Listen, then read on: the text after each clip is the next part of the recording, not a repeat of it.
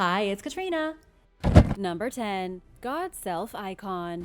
Sometimes there are figures and images that appear across historical periods and cultures that are completely unrelated to each other. The God Self icon is one of these icons and is a depiction of a human-like figure holding a pair of objects in each hand, usually serpents or staffs. What's truly compelling about the God Self icon is that it can be seen in every single corner of the world since the very first civilization. Every society has had a God Self icon, from China to Lebanon, India to Indonesia, and Peru to Nigeria. Nobody knows exactly what the icon is supposed to represent, but of course there are some theories. The twin objects may represent symmetry, a kind of cosmic balance. In Egypt, the icon is the cross of life itself, which represents eternity. In Bolivia, the icon is depicted as the creator god Viracocha. It was carved on temples not only in Bolivia, but also in Peru by the Nazca, the Inca, the Chimu, and the Wari, along with many others. For some unknown reason, all these cultures felt it necessary to leave behind carvings of some kind of god or deity, holding a pair of snakes or staffs in each hand. Freemasons in the medieval period decorated their buildings with the same icon. It can be found in churches and cathedrals all over Europe. In the famous alchemical drawing called the Rebis, made in 1613 by Basil Valentine, we also see the God Self icon, but transformed. This iteration shows a human with the head of a man and a woman, holding a compass in one hand and a square in the other. The symmetrical symbol has been around for at least 5,000 years, spread across the entire world. But why do you think that is? Let me know in the comments below. Number 9. Strange beings in cave paintings. Thousands of years ago, ancient people were busy creating artwork deep inside of caves and in the deserts of the United States. These ancient artists painted depictions of beings that appear to be from other worlds on canyon walls deep in the Colorado Plateau. One of the most famous is a panel in the Glen Canyon National Recreation Area in Utah. The figure painted here appears to be some kind of alien almost, a being with a square head, big bulging eyes, and a human-like body that just isn't human enough to make sense. It's not the only one either. Native Americans created rock art panels all across the Southwest, with many of them dating back between 5,000 and 9,000 years ago. The human-like figures are sometimes 8 feet tall, all of them with bulging eyes, and some don't even have arms or legs. Where in the world Native Americans could have drawn inspiration for their alien artwork is a total mystery. These figures are often elongated with short arms, stubby legs, and no ears or noses. They are also vastly different from other Native American drawings of human figures. In fact, there is a distinct difference between artwork that shows what could be extraterrestrial visitors and artwork that depicts the native people. Clearly, the pictures of aliens, if that's what they were supposed to be, were meant to be different from the humans.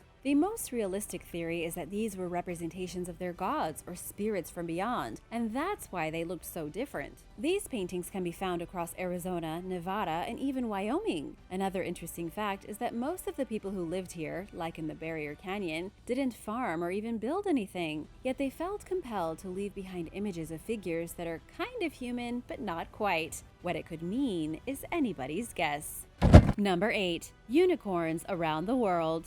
Are unicorns real? The word unicorn means one horn, just like unicycle means one wheel. But this mythological beast is not just a cute and trendy icon from modern times, but an image and concept that has been around at least since the days of the Bible. But it goes back even further than that. The unicorn has been found in cultures in every corner of the world. But why does almost everyone have some story about a unicorn? And what does it mean? Depending on where you live, the unicorn is going to look a bit different. Some places depicted the unicorn as a goat, some as a deer, and some others as a donkey. The few things the unicorn has in common everywhere is its single horn, its white color, and its magical powers. Unicorns are universally said to be endowed with magical properties. Unicorn tears are said to heal people in some cultures, while others say it's the blood that has healing qualities.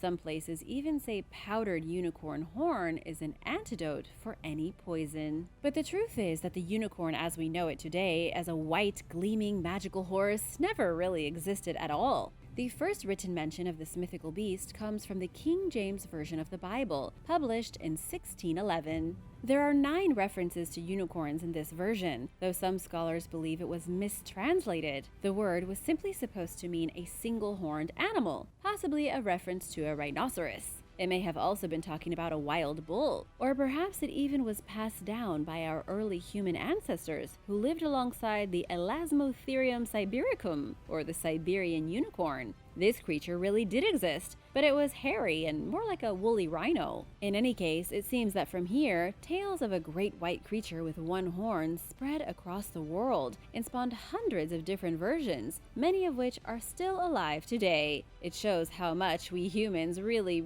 love unicorns and want them to be real so bad. Number 7. The bizarre tradition of deformed skulls.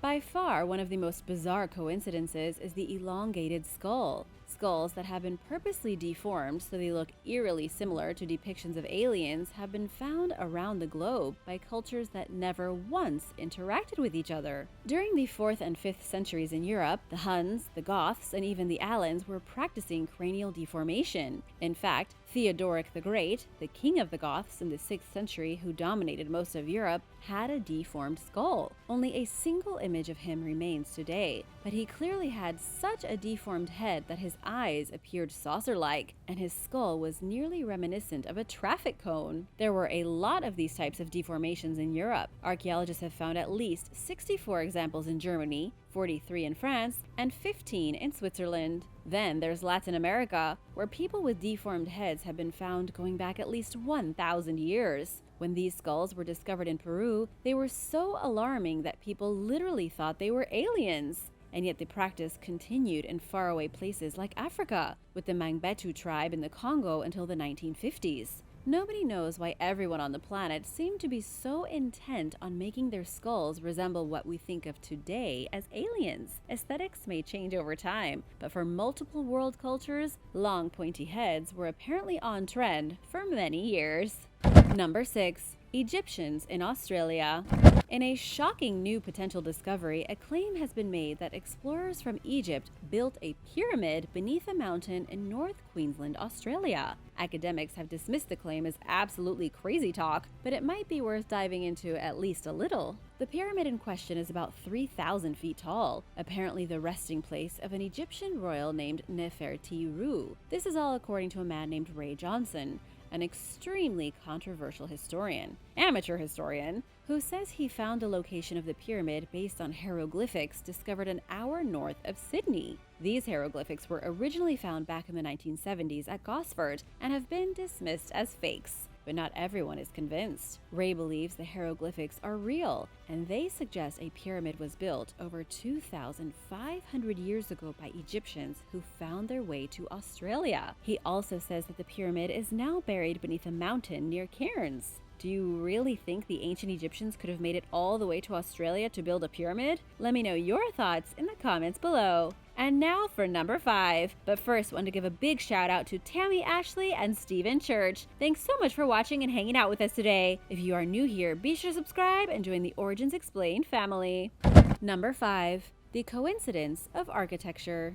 When it comes to coincidences from around the world, there is nothing more compelling than architecture. The simple fact that ancient cultures in Egypt, Mexico, and Indonesia all built nearly identical pyramids without ever meeting each other is shocking, especially when you look into the specific details on each structure. For example, let's take a look at Giza in Egypt and Teotihuacan in Mexico. At both of these sites, there are 3 main pyramids. In Mexico, there is the Pyramid of the Sun, the Pyramid of the Moon, and the Quetzalcoatl Temple. In Egypt, there are pyramids built by the pharaohs Khufu, Khafre, and Menkaure. What's truly amazing is that the positioning of the pyramids is identical at both locations. Each spot has 2 of the pyramids located opposite, with the third shifted a bit to the side. Plus, 2 pyramids have their peaks at the same level, despite the fact that they were built at different heights. The one thing to know is that in Egypt and Mexico, it's as if somebody designed both trios of pyramids by watching the same DIY YouTube video. And that's pretty coincidental considering neither culture met each other, leaving the question, where did they get their inspiration?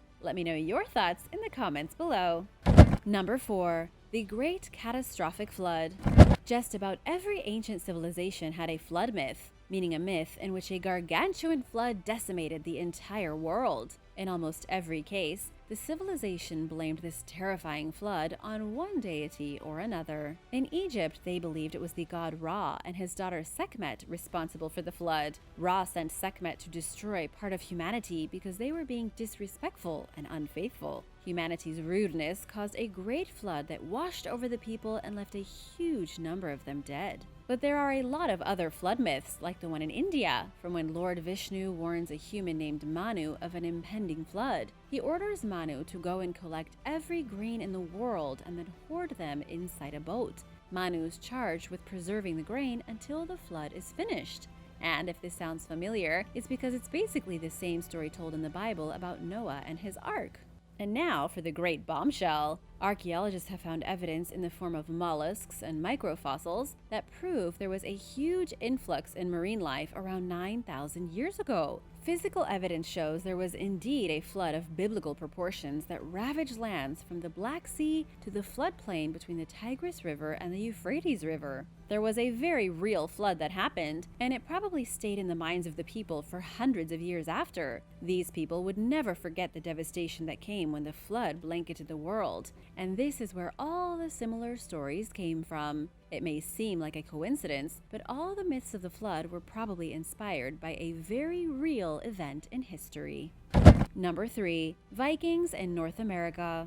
Vikings arrived in North America by the year 1021. There's just no debating it at this point. Way before Christopher Columbus ever accidentally found the Bahamas, the Vikings were living in what is today Newfoundland, a province of Canada. A recent study has shown that the Norse arrived in North America approximately 1,000 years before today. Researchers looked at pieces of wood from the Aux Meadows site and were able to date them with shocking precision. Plus, Icelandic authors wrote 2 sagas in the early 1200s about the Norse exploring a place called Vinland. Based on all the evidence we have today, these sagas were hardly fiction. They were real tellings of the Vikings' exploration of North America. But the coincidence we are here to talk about today is actually a solar storm that happened sometime between 992 and 993. Chronologist experts with the University of Groningen were able to date the pieces of wood from the Viking site with such precision because of an ancient solar storm. There are written accounts from people in Korea, Germany, and Ireland from late 992, mentioning a vibrant red aura dancing in the night sky. It seems everyone on Earth saw the same phenomenon, meaning it wasn't a coincidence, and it probably wasn't aliens. The experts today know that it was a solar storm, one that bombarded the planet with heavy radiation. All the archaeologists needed to date the wood was evidence of carbon-14, which would have been created thanks to highly energized particles colliding with nitrogen molecules in the wood. Basically, a solar storm seen by everyone in the world helped Canadian archaeologists date the first Viking trip to North America, one of the weirdest archaeological coincidences ever. Number 2. Was Hercules real? There are so many similarities between the heroes Hercules and Odysseus, the star of Homer's Odyssey, that historians believe they share the same origin, perhaps at one point being the same historical figure. In fact, a lot of historians believe Hercules was based on a real person, that his story is the oldest in any mythology, and that its roots go all the way back to the prehistoric age. It would even explain part of his character, the fact that he's always wearing an animal skin and walking around with a club like some kind of caveman. And in another weird twist, archaeologists don't even think that Hercules originated in Greece, but probably in the Near East, in the region known as Mesopotamia during the Stone Age. The coincidence here is that a single person, probably an ancient warrior from thousands of years ago, may be the original source of dozens of heroes throughout history. The story of this man was exaggerated, retold, changed, and ultimately turned into a legend until he became Hercules, Odysseus, and perhaps the inspiration behind many other heroes. Number 1. Ancient Spaceport. Teotihuacan was one of the largest cities anywhere on the planet in the 1st century. Its name quite literally means City of the Gods, or the place where men become gods. And as it just so happens, some believe that Teotihuacan may have been an ancient spaceport. It could be that the name of their city was quite literal, meaning that this really was the place where men became gods and flew off into the stars. This is a huge stretch, but not entirely impossible. One of the most bizarre things about Teotihuacan is that no one yet knows where the people who lived here went. They vanished without a trace by the year 700 AD. Did all of these people go to space, or did they simply vanish? When the Aztec discovered the city in 1400, it had already been empty for centuries. Even they seem to have no knowledge of who had lived in it before them. It also helps to further the mystery that the city itself was built in a precise grid layout encompassing 12 square miles. The main feature of the city is a great avenue that starts in the distant agricultural fields and runs through the entire length of Teotihuacan, ultimately ending at the Pyramid of the Moon. From the sky, it looks like an airstrip about 2 miles long and 131 feet wide. All of these details could be signs that point to some kind of spaceport or airport, though we have no idea what kind of vehicles would have been landing and taking off here. We also don't know who or what would have been driving them. Thanks for watching! Remember to subscribe if you haven't already, and come back soon for more incredible and fascinating coincidences. Bye!